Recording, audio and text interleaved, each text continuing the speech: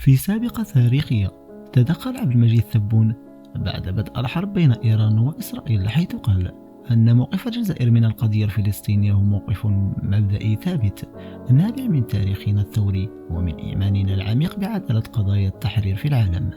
لقد عانت الجزائر ويلات الاستعمار، وتدرك تمام الإدراك معنى أن يحرم شعب من أرضه وحقوقه وسيادته، ولذلك فإننا نقف إلى جانب الشعب الفلسطيني الشقيق في نضاله المشروع من أجل استرجاع حقوقه كاملة غير منقوصة. والدليل هو أمامكم، فإيران تخوض حربا طاحنة ضد إسرائيل، وهذا ما نريدها. إن الجزائر تجدد رفضها القاطع لكل أشكال الاحتلال والاستيطان، وتؤكد أن ما يتعرض له الشعب الفلسطيني من اعتداءات وانتهاكات يتنافى مع القوانين الدولية والمواثيق الإنسانية.